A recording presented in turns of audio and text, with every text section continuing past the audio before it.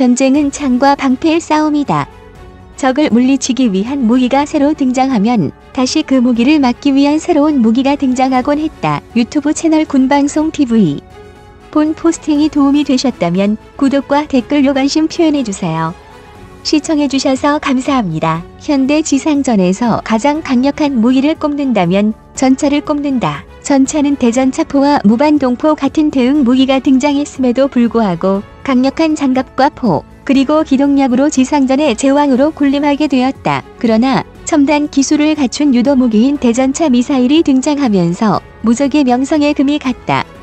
전차 잡는 첨단 무기, 대전차 미사일을 알아보자. 지상전의 왕자로 불리던 전차는 지금도 그 위용을 잃지 않았지만 대전차 미사일이 발전하면서 한때 무용론이 일기도 했다. 대전차 미사일의 피해를 극심하게 입었던 국가는 중동전에서 전차를 적극적으로 활용한 이스라엘이었다. 1973년 10월 아랍 동맹군이 스웨즈 운하를 넘으면서 제4차 중동전이 일어났다. 전쟁 초기에 이스라엘 전차 부대는 시나이 반도로 진입한 아랍군 전차를 막기 위해 출동했다. 하지만 그들을 맞이한 것은 매복하고 있던 이집트군의 소련제 9M14 말류카 메일리엇커 나토명 AT-3 새거 대전차 미사일이었다. 이스라엘은 이틀 동안 AT-3 미사일에 약 200대의 전차를 파괴당했고 이때 입은 피해는 제4차 중동전 당시 이스라엘이 입은 인명피해의 약 절반 정도를 차지할 정도로 컸다. AT-3 대전차 미사일은 사거리가 최대 3km로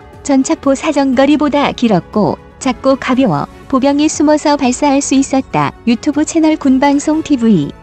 본 포스팅이 도움이 되셨다면 구독과 댓글로 관심 표현해주세요.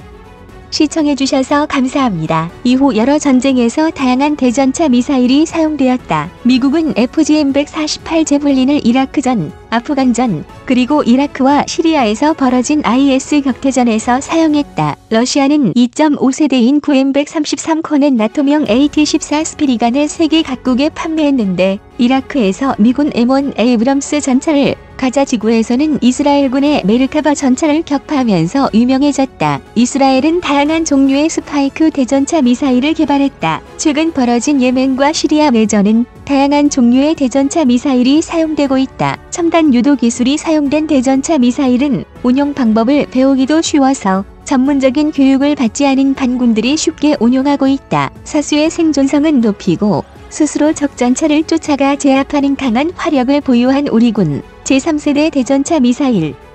보병용 중거리 유도무기 현궁입니다. 현궁은 90mm, 106mm 무반동총과 토우 대전차 미사일 등 노후화한 대전차 무기를 대체하기 위해 개발한 보병대 대급 대전차 유도무기입니다. 대전차용 유도무기로는 국내 최초로 개발된 무기체계죠. 유튜브 채널 군방송TV. 본 포스팅이 도움이 되셨다면 구독과 댓글로 관심 표현해주세요.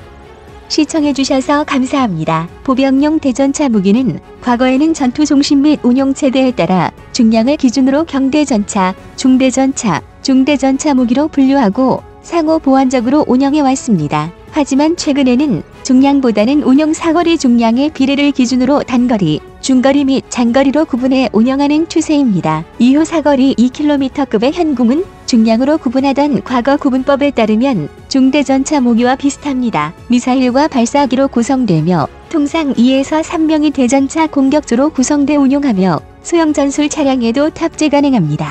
사수 생존성 높인 3세대 미사일, 보병용 유도무기의 발전을 세대로 구분하면 수동 시선 유도에 의해 전차의 정면을 직접 공격하는 것이 제1세대형, 반자동 시선 유도 방식으로 정면 직접 또는 상부 비월을 공격하는 것이 제2세대이며 레이저 지시기를 목표물에 조사시켜 호밍 유도해 전차의 상부를 경사로 공격하거나 정면을 직접 타격하는 형태는 2.5세대로 분류됩니다. 이후 개발된 발사 후 망각형은 3세대에 속합니다. 발사 후 즉시 현장을 이탈하는 망각 기능을 갖춘 현궁이 바로 이 3세대에 속하죠. 이전 세대들은 발사 후 목표물을 지속적으로 바라보는 수동, 반자동 시선 유도 방식이었기 때문에 발사 직후 사수와 대전차 공격 조원들이 공격당할 확률이 높았습니다. 하지만 즉시 현장을 이탈할 수 있는 현궁은 사수와 대전차 공격 조원들의 생존성을 비약적으로 향상시켰습니다. 유튜브 채널 군방송TV. 본 포스팅이 도움이 되셨다면 구독과 댓글로 관심 표현해주세요. 시청해주셔서 감사합니다. 표적을 효과적으로 추적하는 것도 현궁의 장점입니다. 사수가 전차의 열 영상을 탐지해 조준, 발사하면 사람의 추가 조작 없이도 미사일 스스로 적외선 이미지를 이용해 표적을 찾아가 타격을 가합니다. 발사 이후 유도 기능이 없는 106mm 무반동총이나 명중할 때까지 사수가 조준해야 하는 토우에 비해 확연히 성능이 향상된 것입니다. 현궁은 자율 유도와 상부 공격이 가능하도록 설계된 유도 조종 기법이 적용돼 표적의 정면뿐만 아니라 장갑이 상대적으로 얇은 적 장갑 차량 상부를 공격할 수도 있습니다. 또 전방의 선구탄두와 후방의 주탄두를 직렬로 배치하는 탠덤 방식을 채택해 유사 무기체계인 스파이크 이스라엘, 제블린 미국보다 관통 능력과 유효 사거리가 진화했다는 평가도 받고 있습니다. 앞에 소형 탄두를 먼저 폭파시켜 반응 장갑을 무력화하고 연속적으로 주탄두가 본체를 타격해 파괴하기 때문에 적이 반응 장갑에 대응하기 유리하고 관통력은 높습니다. 일반 성형 자격탄이 탄두 직경의 약 4에서 6배를 관통하는 것에 비해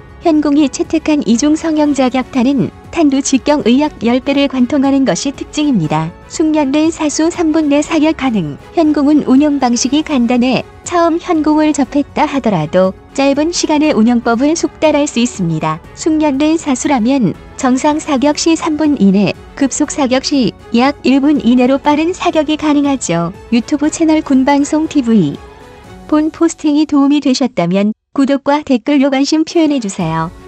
시청해주셔서 감사합니다. 육군의 한 현궁 운용 요원은 현궁을 발사 장비에 사수가 원하는 영상값을 설정해 발사 장비를 켰을 때 사수가 원하는 영상을 바로 볼 수 있고 강제 점검 기능이 있어 장비가 이상이 있는지 확인이 가능한 스마트한 대전차 무기라고 강조합니다. 대전차 미사일의 미래는 현재까지 보병이 운용할 수 있는 대전차 미사일은 발사하는 사수에게 종속되어 있었다. 앞으로 개발될 대전차 미사일은 직접 조준하지 않더라도 외부에서 자료를 전송받아 조준하는 네트워크형 무기가 될 것으로 보인다. 프랑스 등 일부에서 이런 기능을 일부 적용했지만 여전히 최종 목표 확인은 사수가 해야 한다. 하지만 무선 네트워크가 더욱 발달한다면 발사와 통제가 별개의 장소에서 이루어질 수 있게 된다. 또 하나의 발전 방향으로는 무인기 UAV와의 통합을 꼽을 수 있다. 그 전 단계로 등장한 것이 보병이 운용할 수 있는 자폭형 무인기이다. 자폭형 무인기는 2012년 미 육군이 아프가니스탄에서 사용하기 위해 도입한 스위치 블레이드 등으로 시작했지만 전차를 잡기엔 탄두 크기가 작다. 하지만 전차를 잡을 수 있을 정도의 파괴력을 지닌 자폭형 무인기들도 개발되고 있다. 앞으로 어떤 기술들이 대전차 미사일을 더욱 치명적인 무기로 만들지 지켜보자. 유튜브 채널 군방송TV. 본 포스팅이 도움이 되셨다면 구독과 댓글로 관심 표현해주세요. 시청해주셔서 감사합니다.